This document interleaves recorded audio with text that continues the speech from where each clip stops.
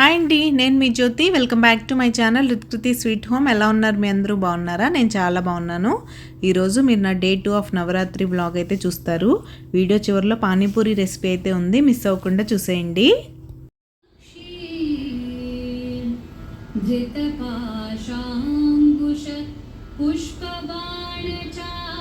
Hello అండి, good morning. ఇది day 2 of Navratri. ఈరోజు ఆరెంజ్ కలర్. ఇది నా ఆరెంజ్ శారీ. ఎలా ఉంది? బాగుందా? మొన్న డిజైన్ చేయించిన బ్లౌజ్.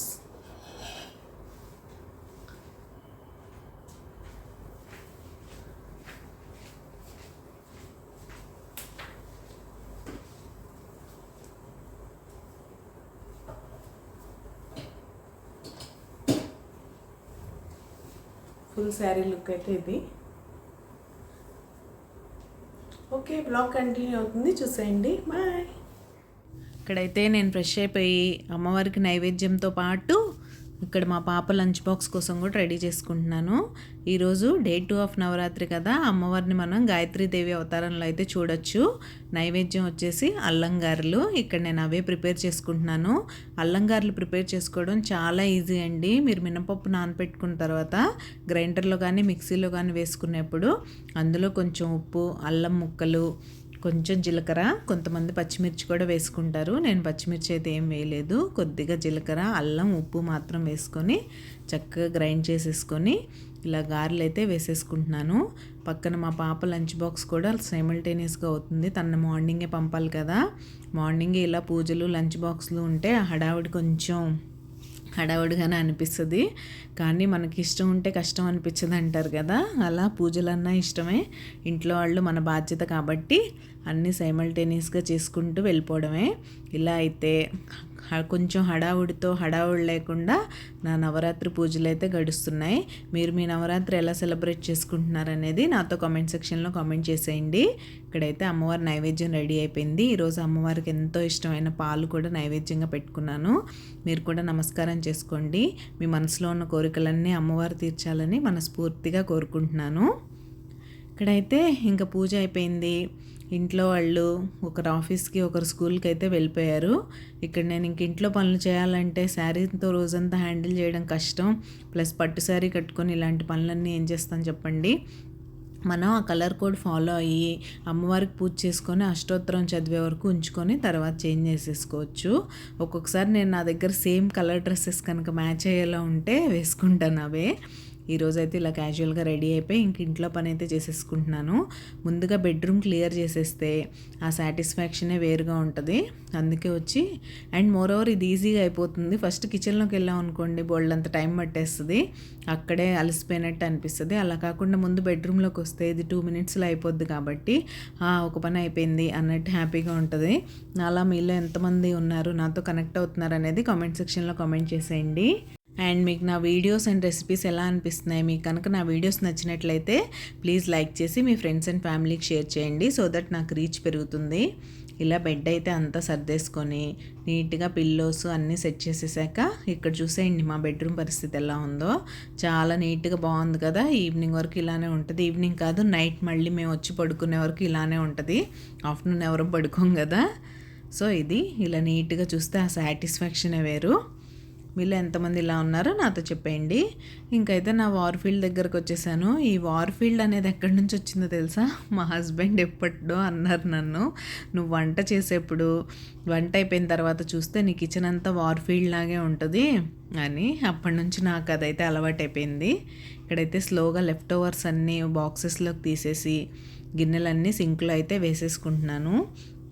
ఇంకా మీరు పూజల విషయంలో ఎక్కువ స్ట్రెస్ తీసుకుంటారా, అలా చేసుకుంటూ వెళ్ళిపోతారా మీ మనసుకు నచ్చినట్టు అనేది నాతో చెప్పడం మర్చిపోకండి.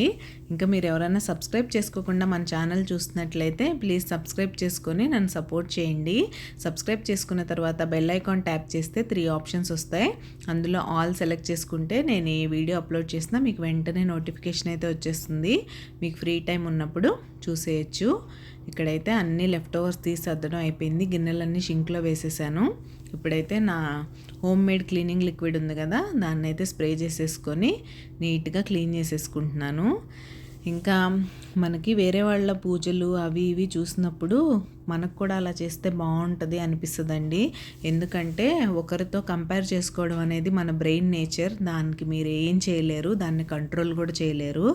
ఆ తర్వాత మనం దాన్ని ఎలా కంట్రోల్ చేస్తున్నాం, ఎంత కాన్షియస్గా మన థాట్స్ మీద మనం ఉంటున్నాం అనే విషయం మీద డిపెండ్ అయి ఉంటుంది. మనం ఎంతవరకు ఇన్స్పైర్ అవ్వాలి, ఏది అవాయిడ్ చేయాలి, ఏది మనకి అవుట్ ఆఫ్ బౌండరీ, ఎంతవరకు చేయాలి, ఎంతవరకు చేయకూడదు అనేది అక్కడే మనం డిసైడ్ చేసుకోవడానికి మంచి ఆప్షన్. ఇలా మీకు ఇంట్లో పనులు చేసి పెట్టేవాళ్ళు ఎవరన్నా ఉండి, హస్బెండ్ వర్క్ చేస్తుంటే పర్లేదు, కానీ ఇద్దరు వర్క్ చేస్తుంటే ఇంట్లో కొంచెం స్ట్రెస్ఫుల్గానే ఉంటుందండి. ఇలా హోమ్ మేకర్ కనుక ఉంటే హస్బెండ్ వచ్చేసరికి, పిల్లలు వచ్చేసరికి అన్నీ రెడీగా ఉంటే అంత స్మూత్గా అయితే నడుస్తూ ఉంటుంది. అలా కాకుండా ఇద్దరు వర్కింగ్ ఉండి ఒకేసారి ఇంటికి వస్తే బాగా స్ట్రెస్ఫుల్ అనే చెప్తాను నేను. ఇక్కడైతే మనం పానీపూరి రెసిపీలోకి వెళ్ళిపోదాం. ముందుగా మార్నింగే నేను డ్రై గ్రీన్ పీస్ ఉంటాయి కదా, వాటిని ఒక కప్ అయితే తీసుకొని సోక్ చేసి పెట్టేసుకున్నాను. మా పాప ముందు రోజే చెప్పేసింది, మా అమ్మ ఈరోజు ఈవినింగ్ నాకు పానీపూరి కావాలని. నేనైతే పానీపూరి ఇంట్లోనే చేస్తానండి. మా పాపకు అలా బయట పానీపూరి పెట్టడం నాకు అస్సలు నచ్చదు. అది ఎంత హైఫై రెస్టారెంట్ అయినా సరే నాకు బయట పానీపూరి తినడం ఇష్టం ఉండదు, ఎందుకో తెలీదు. సో ముందుగా ప్యాన్ అయితే పెట్టేసుకొని అందులో కొద్దిగా ఆయిల్ అయితే వేసుకొని అందులో ఒక 2 గ్రీన్ చిల్లీస్ అయితే వేసాను. అవి అలా స్లిట్ చేసి ఎందుకు వేసానంటే మా పాపకు తీసేయడానికి ఈజీగా ఉండడానికి. తర్వాత సన్నగా తరిగిన ఆనియన్స్ వేసుకొని కొంచెం పసుపు, ఉప్పు అయితే వేసుకొని బాగా ఫ్రై చేసుకోండి. అవి కొంచెం ఫ్రై అయిన తర్వాత నేను జింజర్ గార్లిక్ పేస్ట్ యాడ్ చేశాను. ఆ క్లిప్ అయితే మిస్ అయింది, మీరు యాడ్ చేసుకోండి. తర్వాత ఒక మీడియం సైజ్ టమాటో వేసుకొని బాగా ఫ్రై చేసుకోండి. ఈ ప్రాసెస్ అంతా అయ్యేలోపు నేను సోక్ చేసుకున్న గ్రీన్ పీస్ని ప్రెషర్ కుక్కర్లో పెట్టుకొని ఒక 5-6 విజిల్స్ అయితే ఇచ్చాను. బాగా మెత్తగా ఉడికిపోవాలి. డ్రై పీస్ కొంచెం టైం తీసుకుంటుంది కదా బాయిల్ అవ్వడానికి. ఈలోగా ఈ మిక్చర్లో ఇప్పుడు నేను కొంచెం ధనియా పౌడర్, రెడ్ చిల్లీ పౌడర్ అయితే వేసుకొని బాగా మిక్స్ చేసుకొని ఆయిల్ సపరేట్ అయిపోయిన తర్వాత మీరు బాయిల్ చేసుకున్న గ్రీన్ పీస్ కూడా వేసుకొని బాగా మిక్స్ చేసుకోండి.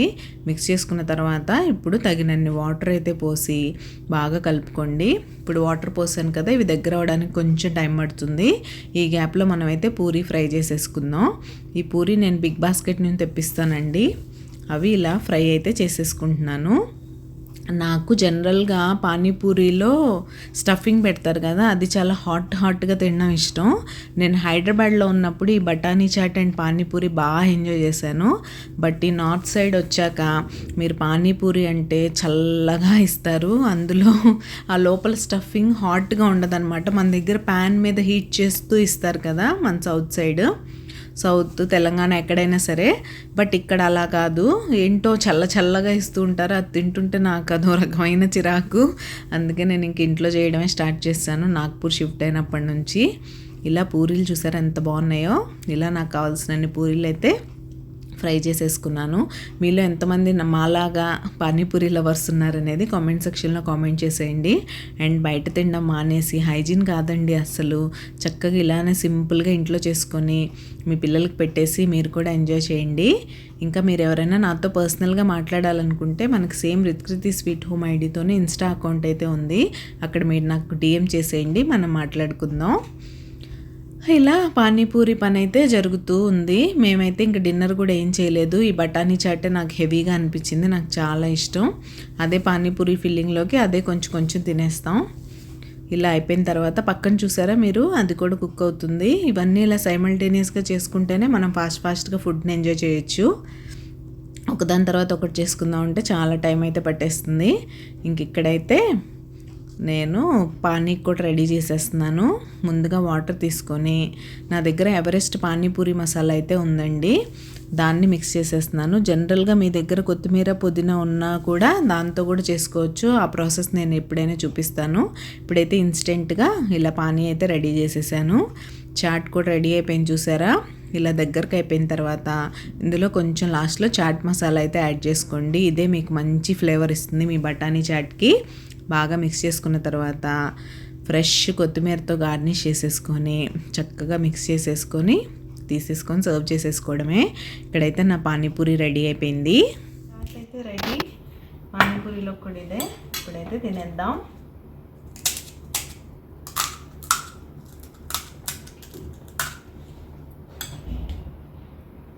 కొంచెం ఇది పెట్టుకొని వేడిగా ఆనియన్స్ వేసుకొని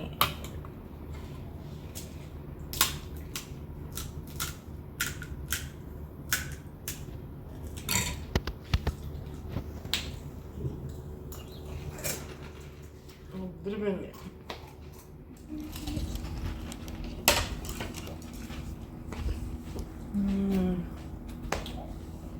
ఎమ్మి అంటే ఎమ్మి, చాలా సింపుల్, ఇంట్లో చేసుకోవడం. ట్రై చేసి ఎలా వచ్చిందో చెప్పండి. ఓకే అండి, ఈరోజు వీడియో అయితే ఇక్కడితో ఎండ్ చేసేస్తున్నాను. రేపు నవరాత్రి డే 3 వ్లాగ్తో మళ్ళీ మీ ముందుకు వచ్చేస్తాను. అంతవరకు టేక్ కేర్, బాయ్.